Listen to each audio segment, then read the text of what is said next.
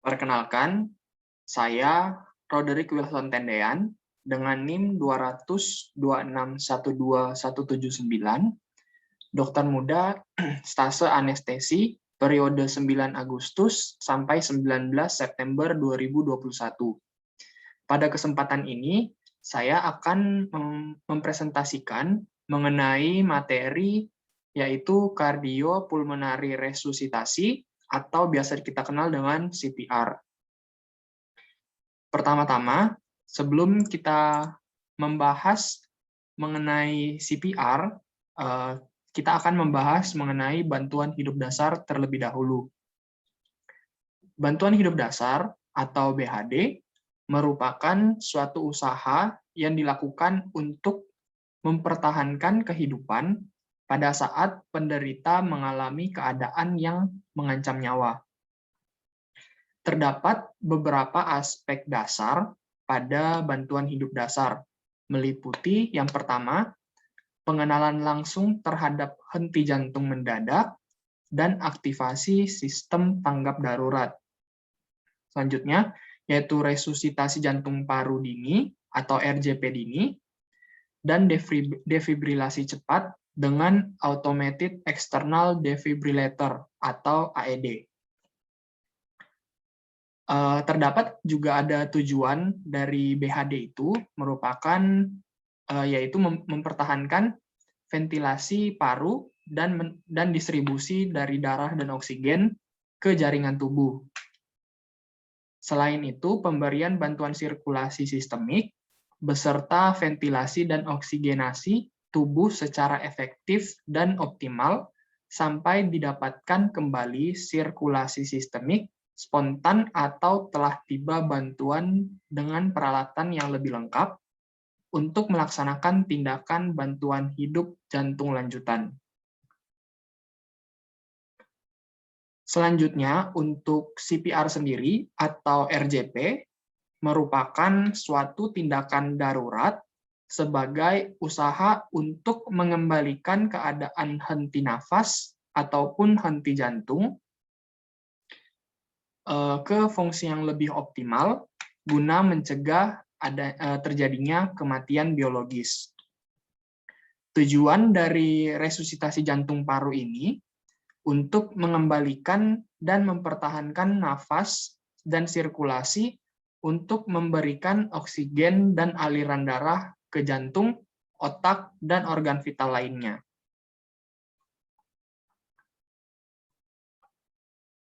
Kapan resusitasi jantung paru ini dilakukan? Yaitu saat tanda dan gejala pasien yang didapatkan mengindikasikan terjadinya henti jantung ataupun henti nafas. Adapun beberapa kedaruratan dalam aktivitas kita sehari-hari. Yang pertama yaitu tenggelam, stroke, obstruksi atau adanya benda asing, inhalasi asap, reaksi anafilaksis, overdose obat, sengatan listrik, trauma, infark miokard, dan yang terakhir adanya sambaran petir. Untuk kasus kegawat daruratan di luar rumah sakit atau IHCA, pertama dapat dilakukan pengenalan awal dan pencegahan dengan cara memberi ruang pada pasien. Selanjutnya yang kedua, kita meminta orang sekitar untuk menelpon bantuan. Selanjutnya dilakukan CPR atau resusitasi jantung paru pada korban. Selanjutnya, setelah bantuan lebih advance datang, dapat dilakukan defibrilasi. Selanjutnya dibawa ke rumah sakit terdekat untuk dilakukan perawatan lanjutan. Untuk kasus kegawat daruratan di rumah sakit itu sedikit berbeda dengan kasus di luar rumah sakit. Yaitu yang pertama, setelah ditemukan indikasi henti jantung pada pasien, segera aktifkan respon darurat atau code blue. Lalu dilakukan CPR dengan kualitas tinggi. Lalu setelah alat defibrilasi sudah ada, kita lakukan defibrilasi. Bila denyut jantung belum didapatkan, CPR dapat dilanjutkan. Lalu setelah denyut jantung didapatkan, dilakukan perawatan lanjutan. Selanjutnya untuk CPR dimulai dengan CAB. Pertama C, compression, di mana cara-cara kompresi dada yang pertama, kita meletakkan korban pada permukaan yang terasa datar dan keras, lalu posisikan korban terlentang dengan penolong berlutut di samping dada korban. Lalu penolong harus meletakkan satu tangan tengah di tengah dada korban, tepatnya di bagian bawah sternum, dan tangan lainnya di atas tangan yang pertama, sehingga kedua tangan tumpang tindih dan sejajar, seperti pada gambar. Lalu dengan jari-jari yang mengunci, dan lengan lurus, dan kedua bahu berada tepat di atas sternum korban. Lalu penolong memberikan tekanan pada dada dengan mempergunakan berat badan dan bukan siku yang bergerak. Selanjutnya, kompresi dada dilakukan dengan kecepatan 100 sampai 120 kali per menit dengan kedalaman sekitar 5 cm, di mana chest wall recoil dan minimal interupsi. Selanjutnya, siklus kompresi dan ventilasi dilakukan dengan perbandingan 30:2. Jika ada 2 penolong atau lebih, dapat bergantian untuk kompresi dada kira-kira setiap 2 menit atau setelah 5 siklus kompresi, untuk mencegah penurunan kualitas kompresi. Selanjutnya, untuk A, airway, pada pasien yang ditemukan tidak adanya pernafasan, dapat dilakukan pembebasan jalur nafas dengan 2 cara. Pertama yaitu head tilt chin lift, dan juga jaw thrust, di mana jaw thrust ini kita lakukan untuk pasien-pasien yang dicurigai dengan adanya indikasi cedera servikal. Selanjutnya B yaitu breathing, di mana breathing ini bisa dilakukan dengan cara 5 metode.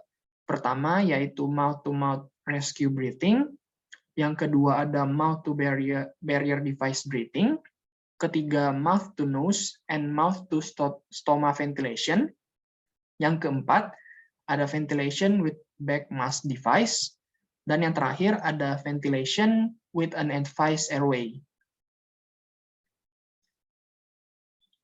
Untuk CPR pada era pandemi ini, untuk proses breathing pada CPR, terutama pada kasus-kasus di awam, di luar instalasi kesehatan tanpa alat bantu nafas yang memadai, direkomendasikan untuk tidak dilakukan proses bantuan nafas mulut ke mulut, agar dengan tujuan meminimalisir dari penularan virus maupun bakteri.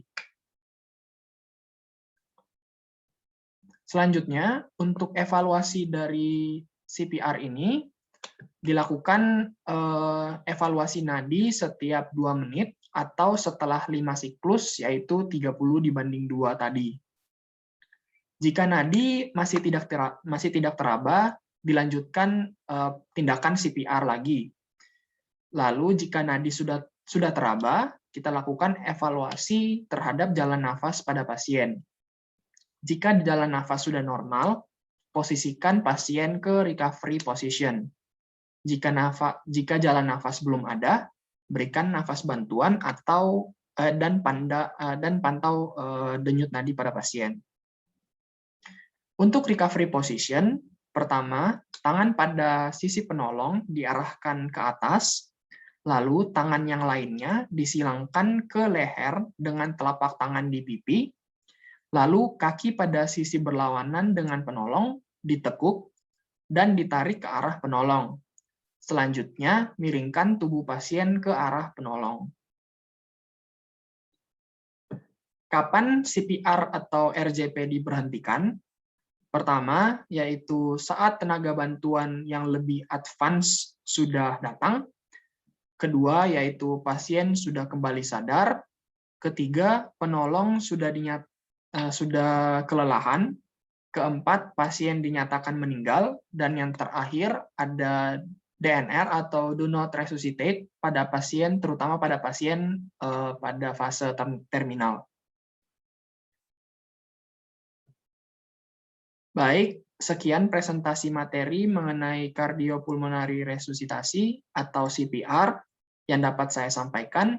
Mohon maaf jika terdapat kesalahan kata. Sekian, terima kasih.